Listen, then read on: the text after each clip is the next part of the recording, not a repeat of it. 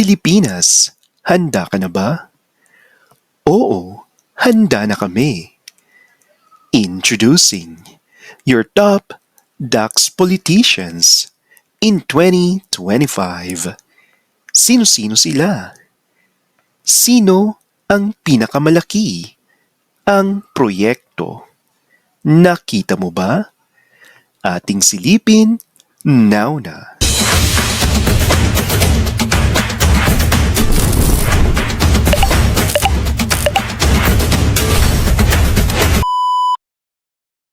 Nagliliyab, nag-aalab, at gusto nang magsabunutan ng mga vaklushing ngagba sa parisan ni Diwata na ngayon ay hindi na dinudumog.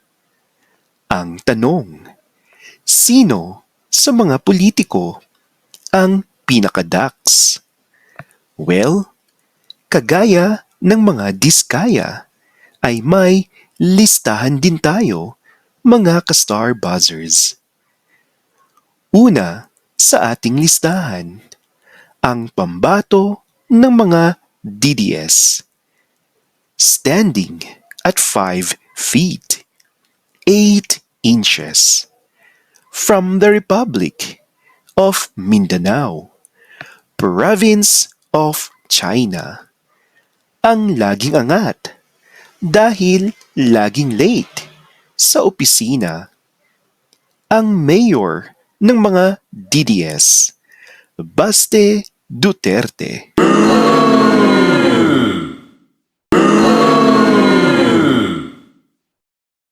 O di ba?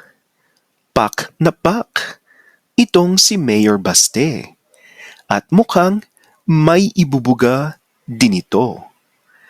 Kaso wala ng unit team, kaya wala siya bet ng mga kaloyalista. Di ba nga? Anyway, focus tayo sa kanyang nagawa sa bayan dahil karapatan ng mga Pilipino na malaman kung may nagawa nga ba. At base sa ating dilaw na ahas ay puro proposals lamang ang nagawa nito at walang proyektong maaaring pakinabangan ng mga Dabawenyo. Kung ikaw ay DDS, bet mo pa din ba si Mayor Baste?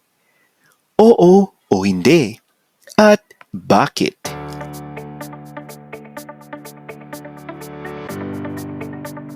Pangalawa sa ating listahan, ang pambato ng Bulaga, ang anak ng Ilog Pasig na may taas na 6 feet, 1 inches.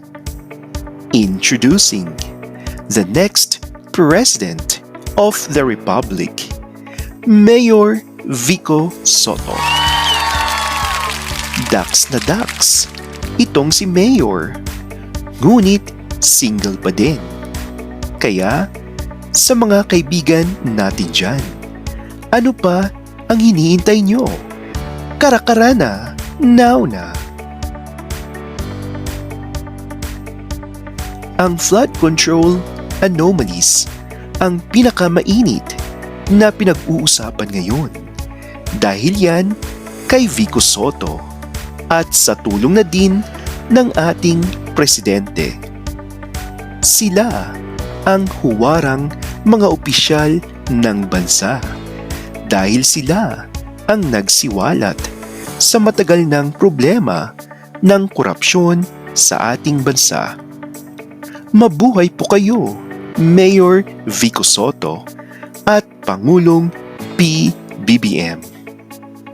Once again, your Dax na Dax Mayor ng Pasig City na kinaiinisan ngayon ng mga kurap na opisyales ng ating bansa. Ngunit hindi nagpapatinag ang ating kakampink na si Mayor Vico Soto dahil handa siyang boljakin ang mga kampon ng kasamaan at kadiliman. Kaya kayong mga ngagba na DDS, umayos-ayos kayo kung ayaw niyong maboljak. And speaking of kampon ng kasamaan at kadiliman, eto na mga ka-Star Buzzers, ang may pinakamalaking notes sa ating listahan. Ang butihing bagman ng Quezon City, Congressman Arjo Atayde. O diba? Mahilig mag-travel ang ating bagman mula Quezon City. At mukhang madaming pera itong si Kong.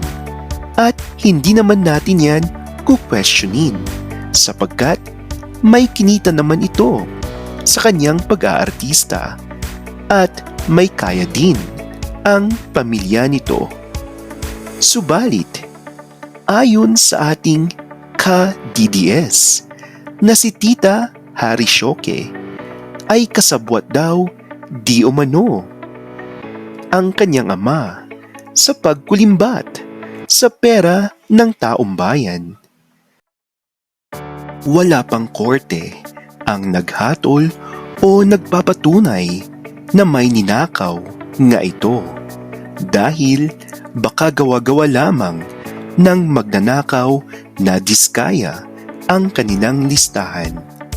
Kaya wag muna nating husgahan ang Super Dax na si Arjo Atayde. May mga kumakalat na litrato online ang Super Dax bagman na si Arjo Atayde. Hanapin niyo na lamang online at kayo na ang humusga kung pasado nga ba siya bilang kontraktor. Di ba nga? O ayan, kumpleto na ang ating listahan ng mga kontrobersyal na Dax politicians na talaga nga namang mainit na pinag-uusapan ngayon sa parisan ni Diwata. Kung ikaw ang papipiliin, ka-Star Buzzer, sino sa kanila ang gusto mong makasama sa Banwa Private Island sa Palawan? I-comment mo na yan below, ka-Star Buzzer. At huwag kang mag-alala sa bayarin dahil kahit ang Banwa ang pinakamahal na island resort sa Pilipinas ay kayang-kayang bayarin yan ng ating mga nasa listahan. Yan muna for now. Magandang araw.